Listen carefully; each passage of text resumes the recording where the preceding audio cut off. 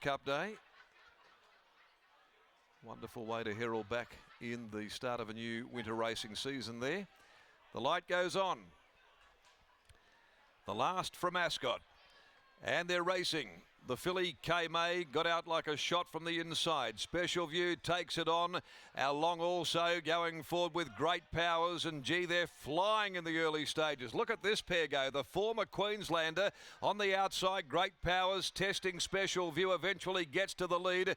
But they've certainly gone out, and they've gone out lickety split. 2.5 lengths away, K-May. A further 2, Eurasia Maginica. A length away behind those to Pretty Friar. A further 2, Downforce and Lone Hand Larry. And back last of all is Piccola Senora. Well, they've got to come up for a bit of air very shortly. Great Powers leads the way. And Bennett has got them running still with 800 to go. Great Powers led by 2 on Special View. Can they possibly keep this going? 5 lengths behind them, then the filly K-May. A length and a half off those, then the old fellow Maginica ahead of Eurasia. And they're being followed after a length and a half. Pretty Friar, Downforce near the fence. Lone Hand Larry well back, and Piccola Senora towards the tail.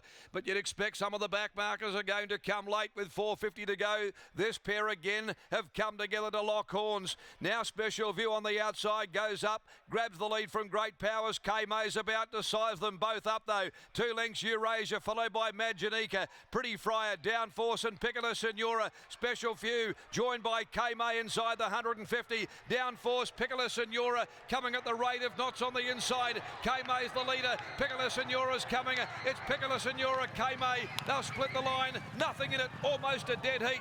K-May, Piccola Senora, they split it together in a thriller in the last. Downforce ran third from Eurasia. In behind them then Special View, who toughed it out well. Then Lone Hand Larry. Eurasia was followed home by Maginica, and then Pretty Friar. And back last to greet the judge, Great Powers, who ran out of gas. What a finish it is here to the last race for the day.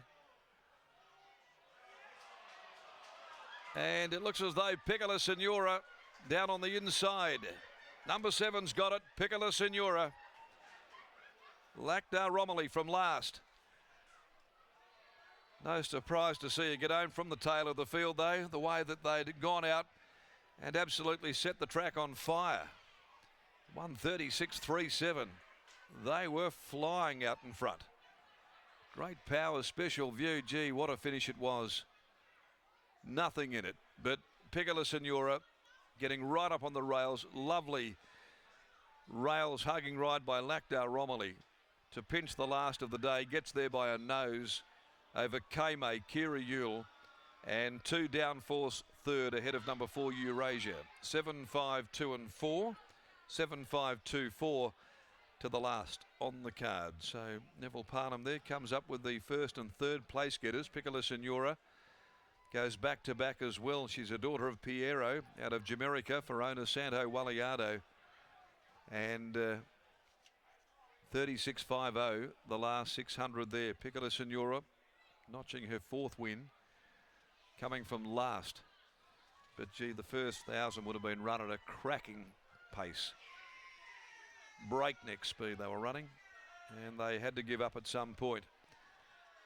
K-May was the one that was the first to grab them and left herself a little exposed in the last bit by Awesome Rock from Dark Queen, trained by Sue Olive for Gold Front, ridden by Kira Yule, and Downforce by Snippet Sun from Fiorentina. Chris Parnham in the saddle for Neville Parnham weighs in 3rd place. 7.524 after the running of the final event for the day. The happy 70th birthday Ron Sayers handicap. Well, we'll go down to Brittany joining us here after the victory of Piccola Senora, and round it all out today from Ascot, with all roads heading back to Belmont Roma Cup Day next weekend, as this daughter of Piero comes back in a lovely rails hugging ride by Lucky Romilly for Neville Parnham, who's with Britt in the yard. Yes, Neville Parnham with me now. We spoke pre-race, and you've looked after the Sky Thoroughbred Central listeners, because we said if you had a $50 note, which horse was it going on? And you said it needed to be Piccola Senora. Lactar Romilly, well, he pulled the right rein. You gave him the choice, but knowing that it's Bree's favourite horse, I reckon she might have twisted his arm and said, you better be riding my baby. I don't know about twisting his arm. Might have given him a clip around the ear, but Yeah, no, beautiful ride. It's followed downforce into the corner, and Chris came to the outside, and he stuck to the inside, and he finished up, finding a passage through, and was very lucky to win right on the line. Yeah. When the speed was on in the way that it was, were you confident that she would be right there at the finish, knowing she was 1800 back to a mile today? I thought that would assist her. They went out at pretty well breakneck speed by the looks of it, but to the eye. She's a horse that does get back anyway, and she always comes with a good finish. It was a little concern, sort of being, coming back in distance, but I thought I'd pull the right rein. She was in that 2100 as well, so 2200 graduation the previous race. So she had a lot of weight there, and today in this race she was going to carry a lot less, and it went from a 72 to a 71, and I think she might have been a 70 rater, so we didn't really lose a lot of points. Yeah. What did you think on the line? Did you think she'd got the bob? I actually did think she might have got her head down.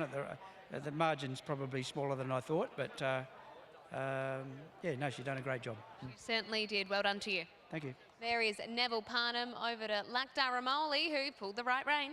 Certainly did. Lactar, talk us through the decision. You could have ridden downforce, you could have ridden Piccola Signora. Was it a tough one? Not really, because the Bree rode Piccolo every day, and he told me he's the best she's going. And I rode downforce last time, and I know he was in this campaign like deep throughout the run, and Piccolo is like, she's always tried hard, and she's a small horse, but she gave you everything once she's on the track, so it was easy for me to pick her. And today she was coming from 1800 back to 1600, so probably the one thing she did need was a lot of pace, and it looked like she got exactly that. Yeah, and halfway of the race, I was like, should I go outside or inside? I was just trying to make my mind, and actually the inside one was, I knew downforce. He will take me through the line, because I rode this horse quite all previous start, so I put on his back, and was lucky to roll off the fence, and I got the road. It's always going to be a popular question for us for the next few months, so how many more winners until you lose that claim? 6. Best of luck. I'm sure it won't take too long. Well done. Yeah, thank you.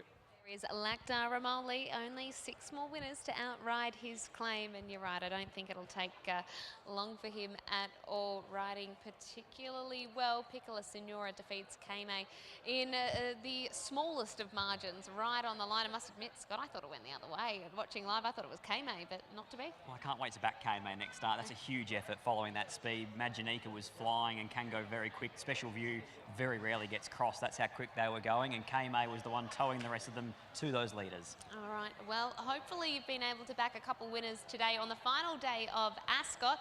We're looking forward to bringing you next weekend from Belmont, the Roma Cup, but tomorrow you'll be off to Kalgoorlie. Certainly will be. Crishane Warren will find winners, I'm sure. All right, looking forward to that coverage. Thanks for your company tonight on Sky Thoroughbred Central here at Ascot. It's good evening from us.